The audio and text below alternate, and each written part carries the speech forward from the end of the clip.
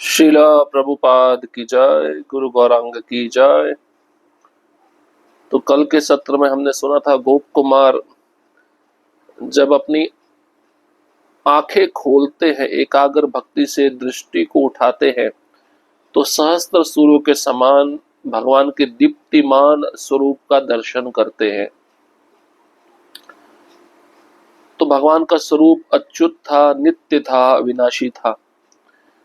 और उस दर्शन को करके गोप कुमार विस्मय, आदर, आनंद और प्रेम के प्रचंड तरंगों में डूब जाते हैं। गोप कुमार कहते हैं, जब मैं वहां पर उपस्थित था, जब मैं भगवान के दिव्य रूप का दर्शन कर रहा था, तो मुझे अनुभव हुआ कि भगवान केवल अपनी इच्छा के अनुसार ही प्रकट होते हैं। तो इसका अर्थ है उन्होंने मुझ पर अहेतु की कृपा प्रदर्शित की है। और क्षण भर में तो वे निराकार भी प्रतीत होते हैं, लेकिन मुझे भगवान जगन्नाथ की कृपा का स्मरण हुआ था। भगवान किस प्रकार से भक्तों की इच्छा को पूर्ण करते हैं। तो मैंने सोचा ये स्थान सर्वश्रेष्ठ है, यही अंतिम, यही सभी साधनों का परम फल है। अब इस स्थान को मुझे छोड़ के नहीं जाना है। लेकिन उस परम पुरुष भगवान के दर्शन से मेरे हृदय में दीर्घ काल से पोषित अपने आराध्य के दर्शन की लालसा और भी प्रबल हो गई। तो गोप कुमार सोचने लगे, जब मैं ब्रज भूमि पहुंचूंगा तभी अपनी आकांक्षा को सिद्ध कर पाऊंगा। तो तभी मैंने देखा एक दिशा से कुछ ध्वनियां सुनाई दे रही है और एक व्यक्तित्व बैल पर आरूढ़ होकर गौरवर्ण की चंद्रकांति को धारण किए हुए, मस्तक पर तृतीय नेत्र को लगाए हुए, अर्धचंद्र से शोभायमान मुकुट को धारण किए हुए, कर में त्रिशूल, जटाओं में गंगा जल की धारा लिए हुए मेरी तरफ आ रहे हैं। तो उन व्यक्तित्व का दर्शन करके गोप कुमार बहुत प्रसन्न हुए। नंदीश्वर जो उन व्यक्तित्व के महान पार्षद थे, गोप कुमार ने उनसे पूछा, हे कौन है? तो नंदीश्वर ने कहा, तुम शिवजी को नहीं जानते? अब शिवजी के बारे में सुनकर या उनका दर्शन करके गोप कुमार क्या कहते हैं, अब हम वह श्रवण करेंगे। श्री गोप कुमार ने कहा, जब मैंने सुना कि अपने परम प्रिय मित्र कुबेर की भक्ति से वश होकर अपने ही समान, अपने स्वरूपवत दिव्य धाम से जिसे वे भक्त प्राप्त करते हैं, जो भगवान शिव और भगवान कृष्ण को अभिन्न मानते हैं, वे अब अपनी प्रिय पार्वती जी और असंख्य गणों के साथ कैलाश पर्वत को सुशोभित करने जा रहे हैं, तब मेरा हृदय आनंद से भर उठा और मेरे भीतर भगवान शिव की प्रसन्नता भरी कृपा पाने की तीव्र अभिलाषा जागी। मेरे अंतःकरण की आकांक्षा को भली भांति जानकर भगवान शिव ने नंदी की ओर अर्धपूर्ण दृष्टि डाली। नंदी ने तत्क्षण मुझे वह निर्मल सत्य सुनाया जो उसी क्षण मेरे सम्मुख प्रकट हो गया। श्री सनातन गोस्वामी बताते हैं कि वह प्रकट सत्य यही था, भगवान शिव जो भगवान श्री कृष्ण के प्रति प्रेम को बढ़ाते हैं, वे मेरे प्राणों से भी अधिक प्रिय प्रभु श्री मदन गोपाल से अभिन्न है। तत्पश्चात मैं उनके दिव्य समुदाय में सम्मिलित हो गया। भगवान शिव के सभी गणों ने मुझे अत्यंत सम्मान और स्नेह से अपनाया। श्री नंदी जी से मैंने भगवान शिव की अद्वितीय महिमा का श्रवण किया। भगवान शिव सदा एक ही स्वरूप में अपने निज धाम में स्थित रहते हैं, जहां उनके अनन्य भक्त जो केवल उन पर ही विश्वास करते हैं और उनके धाम में रहना परम सुख मानते हैं, सदा उनका दर्शन करते रहते हैं। वे सदा भगवान श्री कृष्ण जो उनसे अभिन्न है की भक्ति में लीन रहते हैं और गीत, नृत्य तथा अन्य लीला रूप विनोदों द्वारा अपने गणों को परम आनंद प्रदान करते हैं। यद्यपि वे संपूर्ण ब्रह्मांडों के अधिपति हैं, फिर भी वे सहस्त्र शीर्ष भगवान शेष की प्रेम पूर्वक ऐसे पूजा करते मानो वे स्वयं उनके सेवक हों। ये महिमा श्रीमद् भागवतम 5वां स्कंद 17वां अध्याय 16वें श्लोक में वर्णित है। यद्यपि शिवलोक की परम महिमा सुनकर मेरा हृदय प्रसन्न हुआ, तथापि मुझे भीतर कहीं रिक्तता का अनुभव हुआ। श्री सनातन गोस्वामी कहते हैं, यह इसलिए था क्योंकि श्री गोप कुमार अब भी श्री मदन गोपाल के चरण कमलों का दर्शन पाने की उत्कट लालसा रख रहे थे। जब मैंने इस रिक्तता के कारण पर विचार किया तो अपने गुरु प्रदत्त मंत्र सेवा की शक्ति से मुझे एकाएक बोध हुआ, श्री मदन गोपाल के चरणों की लीला और महिमा की अनुपस्थिति ही मुझे पीड़ा दे रही है। तब मैंने अपने मन को समझाया, चूंकि भगवान शिव स्वयं श्री मदन गोपाल से अभिन्न है, अतः उन्होंने ही इन अद्भुत लीलाओं का यद्यपि अन्य रूप में संपादन किया है। फिर भी जब मन पूर्णतः संतुष्ट न हुआ तो मैंने उसे पुनः समझाया, यद्यपि तुमने अभी तक भगवान शिव में श्री मदन गोपाल के उस मधुरतम रूप और अन्य दिव्य महिमाओं का दर्शन नहीं किया है, तथापि उनकी कृपा से तुम्हारी ये चिरकालिक अभिलाषा निश्चय ही पूर्ण होगी। अब गोप कुमार ने कहा, जब मैंने नंदी के मुख से सुना कि भगवान शिव अपने परम प्रिय मित्र कुबेर की भक्ति से वश में होकर अपने समान स्वरूप वत दिव्य धाम जिसे भक्त प्राप्त करना चाहते हैं, जहां भगवान शिव निवास करते हैं, ऐसे भगवान शिव भगवान कृष्ण से अभिन्न माने जाते हैं। वे अपनी परम प्रिय पार्वती जी और असंख्य गणों के साथ कैलाश पर्वत को सुशोभित करते हैं। ये नंदीश्वर, नंदी जो भगवान शिव के परम पार्षद है, वे गोप कुमार को ये बातें बता रहे हैं।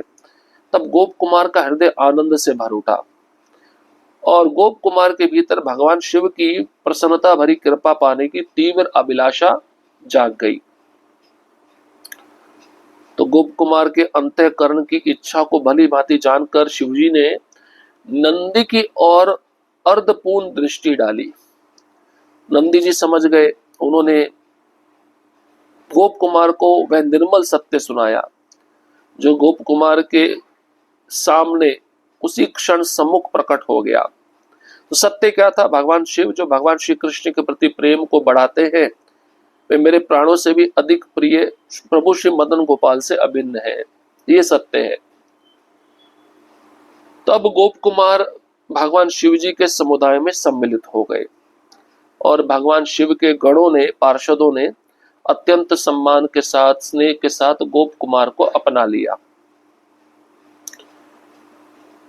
अब नंदी जी से गोप कुमार कहते हैं कि मैंने भगवान शिव की अद्वितीय महिमा का श्रवण कर लिया आपके मुख से। तो भगवान शिव सदा के लिए एक ही स्वरूप में अपने निज धाम में स्थित रहते हैं और उनके अनन्य भक्त उन्हीं पर विश्वास रखते हैं और उनके भक्त उनके धाम में ही रहना परम सुख मानते हैं, सदा उनका दर्शन करते रहते हैं।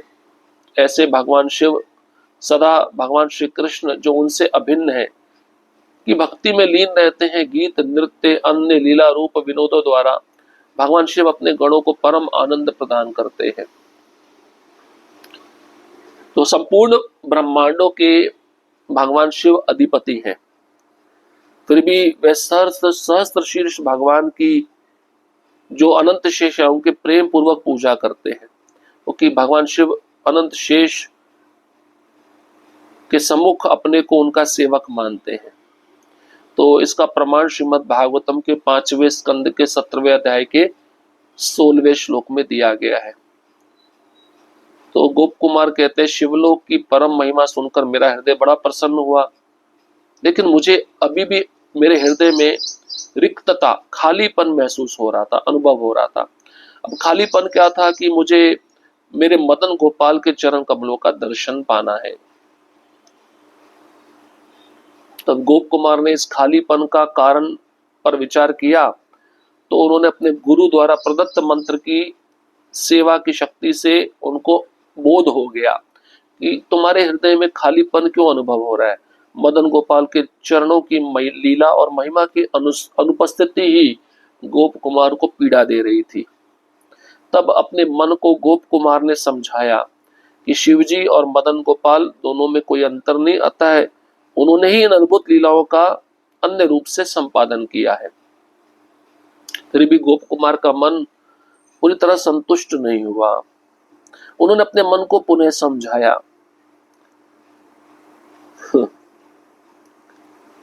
कि तुम्हारी जो चिरकालिक अभिलाषा निश्चय ही पूरी होगी। इस प्रकार मेरा मन किसी प्रकार शांत हुआ। उस समय भगवान शिव कुछ विश्रांत हुए और मैं भी क्षण भर उनके समीप आनंद पूर्वक स्थित रहा। तभी हे भाग्यशाली ब्राह्मण, दूर से कुछ महापुरुषों के अत्यंत मधुर गान की ध्वनि सुनाई दी। श्री सनातन गोस्वामी कहते हैं, यहाँ हे भाग्यशाली संबोधन मथुरा के उस ब्राह्मण के लिए है जो श्री मदन गोपाल का भक्त है। ये सुनते ही भगवान शिव आनंद सिंधु में निमग्न हो गए और प्रेमावेश में नृत्य करने लगे। उस समय उनके अंगों में प्रेम के लक्षण प्रकट हो गए। अत्यधिक पसीना, गले में रुंधन, शरीर में रोमांच, अंगों का कंपन और नेत्रों से अश्रुधारा प्रवाह। तब उनकी परम पत्नी सती साध्वी नारियों में श्रेष्ठ पार्वती जी तथा नंदी और अन्य गणों ने गीत वाद्यों से भगवान को प्रोत्साहित किया और उनका महोत्सव रूप नृत्य और भी मोहक उठा। श्री गोप कुमार कहते, तभी अचानक मेरी दृष्टि के सामने असंख्य मनोहर चतुर्भुज दिव्य पुरुष प्रकट हुए। यौवन की छटा, अनुपम सौंदर्य और अद्वितीय मधुरता से पूर्ण। उनके अंगों की आभा इतनी अद्भुत थी कि उनके आभूषणों को भी अलंकृत कर रही थी और उनके तेज से भगवान शिव के गण भी मानो छाया में चले गए। वे अपने प्रभु की महिमा के अमृत में निमग्न थे, उस आनंद में डूबे जो शब्दों से परे है। उनका वर्णन असंभव था। ऐसे वसन और भूषण धारण किए हुए जो हृदय को मोहित कर ले, और उनके साथ ही वे 4 कुमार सनकादि ऋषिगण मौजूद थे जिन्हें मैंने पहले भी देखा था। उनके दर्शन ने मेरे हृदय में ऐसा प्रेम और लालसा जगा दिया मानो वह कोमलता से खींचकर अपने प्रभु के चरणों तक पहुंच जाना चाहता हो। मुझे भीतर बाहर कुछ भी उनसे अधिक प्रिय न लगा। थोड़ी देर में मैंने अपने को संभाला, किंतु हृदय में इतनी श्रद्धा और लज्जा भर गई कि मैं उनके चरणों की सेवा का निवेदन भी न कर सका। उनकी सेवा की तीव्र आकांक्षा ने मुझे दुर्बल को पूरी तरह अपने वश में कर लिया। क्या भगवान शिव की कृपा से वे मुझसे एक बार भी संवाद करेंगे? वे कहां से आए हैं, वे कौन है? मेरा मन प्रार्थना कर रहा था कि वे एक बार कृपा दृष्टि डाल दे। इसी बीच भगवान शिव ने उन्हें कसकर अपने हृदय से लगा लिया और प्रेम समाधि में मूर्छित हो गए। तब भगवती उमा, जो सदैव शिवजी के हृदय के भाव का अनुसरण करती है और मेरे मन के विचारों को जानती थी, मुझे संकेत से प्रोत्साहित करने लगी। फिर धीरे से अत्यंत गोपनीयता के साथ गणेश जी के धीमे स्वर में कहा, क्योंकि यह रहस्य केवल मेरे लिए था और शिव जी के अन्य गणों के सुनने योग्य ना था। गणेश जी ने मुझसे कहा, यह सब स्वयं श्री वैकुंठ नाथ श्री कृष्ण के निज अंतरंग पार्षद है। इनका स्वरूप उन्हीं के समान है। ये वैकुंठ से पधारे हैं। देखो, इनमें से कुछ तो किसी 4 मुख वाले ब्रह्मा के ब्रह्मांड में जा रहे हैं। अन्य जो दूर दिख रहे हैं शीघ्रता से 8 मुख वाले ब्रह्मा के ब्रह्मांड की ओर जा रहे हैं, जो आकार में दुगुना है। और कुछ और पार्षद 16 मुख वाले ब्रह्मा के ब्रह्मांड में जा रहे हैं, जो फिर से दुगुना विशाल है। श्री गणेश जी ने तब अपने कर कमलों से मुझे उन असंख्य वैकुंठ परिषदों की ओर संकेत किया। वे सभी उचित आभूषणों से अलंकृत, नेत्रों को मोहित करने वाले और हृदय को हर लेने वाले। उनके विहार इतने रमणीय थे कि वे करोड़ों और करोड़ों महाब्रह्मांडों में करोड़ों कमल मुख ब्रह्माओं के लोकों में सहजता से प्रवेश कर रहे थे। गणेश जी ने आगे कहा, हे परम पवित्र जन, उन सभी भयावस्थाओं से भक्तों की रक्षा करते हैं जिन्हें किसी भी प्रकार चाहे एक बार भी सही भगवान के पवित्र नाम की क्षीणतम छाया भी जीवा पर या कान के मार्ग में प्रवेश कर जाए। ये केवल भक्ति में सेवा में ही अनुरक्त रहते हैं और अपने ही संकल्प से सर्वत्र विचरते हुए उस भक्ति में सेवा की महिमा का प्रचार करते हैं। कितना अद्भुत प्रसंग है। देखिए, गोप कुमार शिव जी के पास पहुंचे हैं, नंदी के मुख से शिव जी की महिमा सुन रहे हैं और अपने मन को किसी प्रकार शांत कर रहे हैं कि तेरे को मदन गोपाल का दर्शन हो जाएगा। तो शिव जी कुछ समय के लिए विश्रांत हो गए थे और गोप कुमार क्षण भर उनके समीप आनंद पूर्वक स्थित रह रहे थे। तभी दूरी से उन्होंने कुछ महापुरुषों के अत्यंत मधुर गान की ध्वनि सुनाई दी। तो ये सुनते ही शिव जी आनंद सिंधु में निमग्न हो गए, उठ गए, नाचने लगे और प्रेमावेश नृत्य करने लगे। उस समय उनके अंगों में लक्षण प्रकट हो रहे थे प्रेम के। किनके अंगों में? भगवान शिव के। उनको पसीना आ रहा था, गले में वाणी अवरुद्ध हो रही थी, शरीर में रोमांच हो रहा था, अंगों में कंपन हो रहा था, नेत्रों से आंसू बह रहे थे। तो उनकी जो परम पत्नी साध्वी सती नारियों में श्रेष्ठ पार्वती जी हैं, नंदी और अन्य गणों के साथ मिलकर गीत वाद्यों से भगवान को प्रोत्साहित करने लगी। और वहां पर महोत्सव रूप में नृत्य और भी मोहक हो उठा। तो गोप कुमार कहते हैं, अचानक मेरी दृष्टि के सामने असंख्य मनोहर चतुर्भुज दिव्य रूप पुरुष प्रकट हो गए। अब ये कौन थे? सब भगवान के पार्षद थे जो भगवान के धाम वैकुंठ से आए थे। तो गोप कुमार उन सब भगवान विष्णु के पार्षदों का रूप का दर्शन कर रहे हैं। यौवन की छटा, अनुपम सौंदर्य, अद्वितीय मधुरता से पूर्ण। तो उनका दर्शन कर कर उन्होंने देखा कि साथ में सनकादि ऋषिगण भी खड़े हैं, जिनको पहले गोप कुमार ने देखा था। किसी तरह गोप कुमार ने अपने को संभाला, लेकिन उनकी सेवा की तीव्र आकांक्षा बहुत प्रबल थी। किसकी? गोप कुमार की। तो गोप कुमार कहने लगे कि क्या भगवान शिव की कृपा से भगवान विष्णु के पार्षद मुझसे एक बार बातचीत करेंगे? ये कहां से आए हैं? ये कौन है?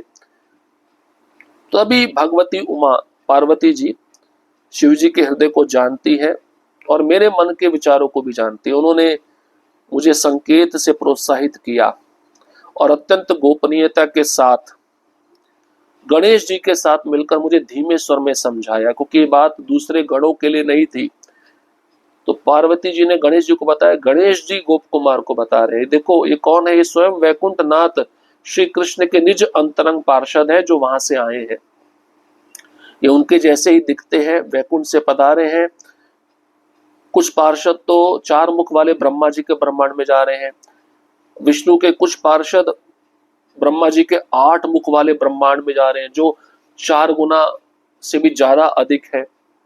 और कुछ विष्णु के पार्षद 16 मुख वाले ब्रह्मा जी के ब्रह्मांड में जा रहे हैं। तो गणेश जी ने अपने कर कमलों से मुझे असंख्य वैकुंठ पार्षदों की ओर संकेत किया, जो उचित आभूषणों से अलंकृत थे, नेत्रों को मोहित करने वाले थे, हृदय को हर लेने वाले थे। तो गणेश जी ने आगे कहा, ये परम पवित्र जन भगवान विष्णु के पार्षद हैं। भय अवस्था में जब भक्त पृथ्वी पे रहते ये उनकी रक्षा करते हैं। चाहे एक बार भी कोई भगवान के पवित्र नाम का जरा सा भी उच्चारण कर ले, जीवा पर भगवान का नाम एक बार भी किसी जीव के मुख में आ जाए, तो ये पार्षद उन भक्तों की रक्षा करते हैं, भक्तिमय सेवा में अनुरक्त रहते हैं और अपने संकल्प के साथ विचरते हुए भगवान की भक्ति की महिमा का प्रचार करते हैं। तो गणेश जी गोप कुमार को समझा रहे हैं, ये दिव्य पार्षद है, कहां से आए और कहां जा रहे हैं? भक्तों की रक्षा करने के लिए।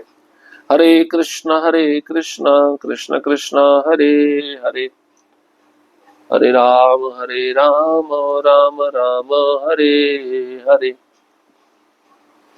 श्रील प्रभुपाद की जय, गुरु गौरांग की जय।